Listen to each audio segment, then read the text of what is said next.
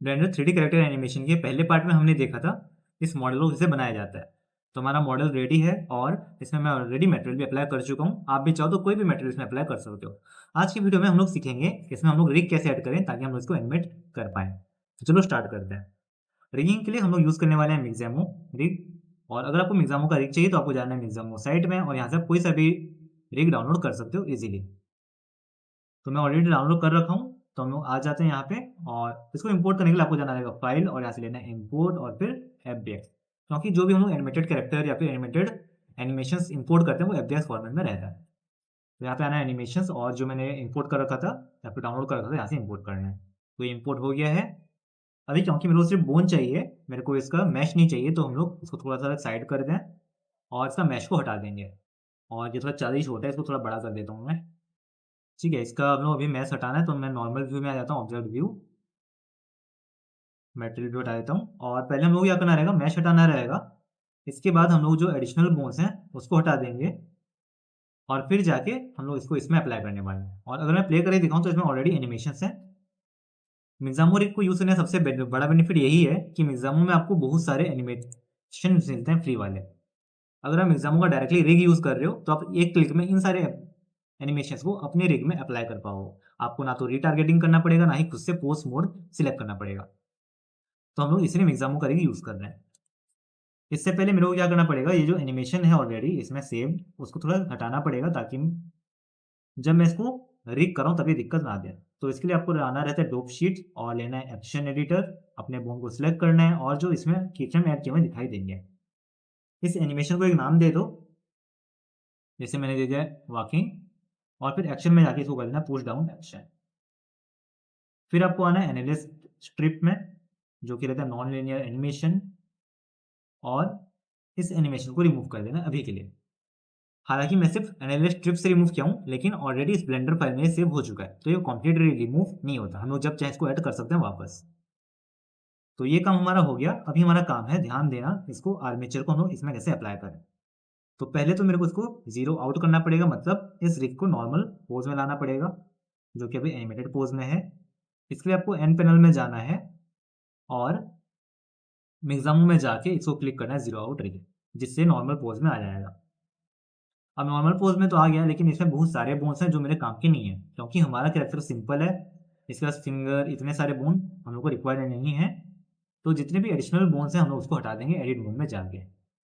और जब हम लोग बोन्स को हटाते हैं तो आपको याद रखना है कि इससे कोई भी एनिमेशन को प्रॉब्लम नहीं आता, क्योंकि एनिमेशन मेन बोन्स में अप्लाई है, सारे बोन्स में अप्लाइड नहीं है। तो जो एडिशनल बोन्स है उसको हम लोग इजिली रिमूव कर पाएंगे। तो आपको जितने भी एडिशनल बोन है वो सिलेक्ट कर लेना है और डिलीट कर देना है बोन्स, जैसे कि हेड के ऊपर वाले बोन्स, जो रिस्ट वाले बोन्स हैं जो हम लोग को नहीं चाहिए, क्योंकि हम लोग माइनक्राफ्ट कैरेक्टर यूज कर रहे हैं और माइनक्राफ्ट कैरेक्टर का हाथ नहीं होता, मतलब फिंगर्स नहीं होते, हाथ तो होता है। और आगे के भी जितने भी बोन्स हैं एडिशनल सबको हटा देना है, कुछ नहीं रखना। तो जितना भी एडिशनल बोन्स था वो मैं हटा चुका हूँ। अभी नेक्स्ट काम है, अप्लाई करने से पहले आप देख सकते हो कि मेरा जो बोन का पोज है और जो मेरा ऑब्जेक्ट का पोज है वो डिफरेंट है। तो मेरे को पहले दोनों का पोज सेम करना पड़ेगा, उसके बाद हम लोग अप्लाई कर सकते हैं।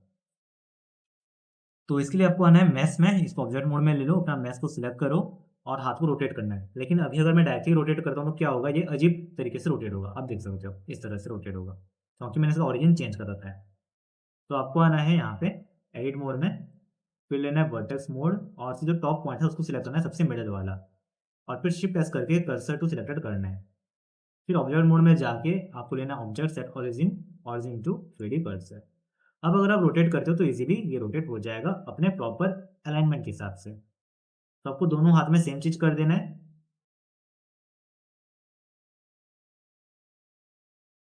इसका ओरिजिन फिर से ठीक करो और फिर रोटेट कर दो वाई में -90 डिग्री। तो अब मेरा जो बोन का पोज है और जो मेरा ऑब्जेक्ट का पोज है सेम हो गया है। लेकिन और एक चीज़ आपको ध्यान रखना है कि अभी हम लोग रोटेशन को चेंज किए थे। मैंने पिछले वीडियो में आपको बताया था कि जब आपका मैच कंप्लीट हो जाए तो आपको अप्लाई ट्रांसफॉर्म्स करना रहता है, लेकिन क्योंकि हम लोग फिर से चेंजेस किए हैं तो हम लोग फिर से अप्लाई ट्रांसफॉर्म करना पड़ेगा। तो मैं यहाँ पे मैच को पूरा सिलेक्ट करता हूँ और यहाँ पे जाना रहेगा मेरा कंट्रोल ए और करना है रोटेशनल स्केल, क्योंकि लोकेशन ऑलरेडी अप्लाइड है। आप देख सकते हो लोकेशन नीचे आ रहा है, तो हम लोग को लोकेशन फिर से अप्लाई नहीं करना पड़ेगा, बस रोटेशन अप्लाई करना है। अब मुझे अपने ऑब्जेक्ट को लाना रहेगा यहाँ पे और इस मैश से मैच करना रहेगा। इससे पहले आप क्या करो, पोज ऑप्शन में जाओ और यहाँ पे व्यू को डिस्प्ले में इन फ्रंट को ऑन कर दो ताकि बोन हमारा सामने दिखाई दे जब हम उसको वॉक कर रहे हैं। और फिर आपको आना है फ्रंट व्यू में 1 प्रेस करके और अपने बोन को पहले रफली सही से पोजीशन करना है। शिफ्ट एस और कर दो सिलेक्शन टू कर्सर, तब ये मिडिल में आ जाता है। और फिर अभी हम लोग को इसको जाना है पोज मोड और इसको बोन को अलाइन करना रहेगा हमारे मैच के हिसाब से। हालांकि मिडिल वाला प्रॉपर है लेकिन लेग और हैंड्स को हम लोग को अलाइन करना पड़ता है। तो आपको आना है यहाँ और लेना है पोज मोड, फिर दोनों लेग के ऊपर वाले बोन को सिलेक्ट करना है और करना है जी एंड जेड और उसको इस तरह से प्लेस कर देना है। सेम हैंड के लिए करना है, आपको दोनों शोल्डर्स वाले बोन सिलेक्ट करने हैं और उसको ऊपर लेना है ताकि हैंड के मिडिल में आए और अभी लोग दोनों को इक्वल स्पेस में मूव करना रहेगा, एक को लेफ्ट एक को राइट। तो इस तरह का काम करने के लिए हम लोग क्या कर सकते हैं, आपको आना है यहाँ पोज ट्रांसफॉर्म लेना है और लेना है पुश एंड पुल। इसके बाद अगर आप नीचे ड्रैग करोगे तो आप इक्वली ये दोनों अपोजिट डायरेक्शन में पुल हो जाएंगे। और क्योंकि हाथ का बोन छोटा है तो उसको हम लोग बड़ा भी कर सकते हैं, तो आपको बोन सेलेक्ट करना है और स्केल कर देना है। आगे का बोन हम लोग को स्केल नहीं करना पड़ेगा, इतना काफ़ी रहता है। और जैसे कि हम लोग मैश में अप्लाई ट्रांसफॉर्म करते हैं, सेम चीज़ आपको इसमें भी अप्लाई करना रहेगा। तो आपको बोन को पूरा सिलेक्ट करना है, ए क्लिक करके और यहाँ पे जाना है आपको पोज में और लेना है apply apply pose S rest pose, जिससे ये डिफ़ॉल्ट पोज में सेव हो जाएगा। अभी अगर हम लोग कोई भी एनिमेशन में अप्लाई करते हैं मिक्स का तो ये प्रॉपर्ली काम करेगा, डिफ़ॉर्म नहीं होगा। लेकिन अभी अगर मैं इसको एनिमेट करता हूँ तो आपको एक प्रॉब्लम आएगा कि ये फॉलो नहीं कर रहा है मैश को, क्योंकि हमने अभी तक इसको पेरेंटिंग नहीं किया है। तो अभी हमारा नेक्स्ट काम है कि इस बोन को हम लोग अपने मैश के साथ पेरेंट करें ताकि दोनों इक्वली मूव कर सकें। इसके लिए आपको पहले बोन सेलेक्ट करना रहेगा। तो हम लोग ये हाथ से स्टार्ट करते हैं।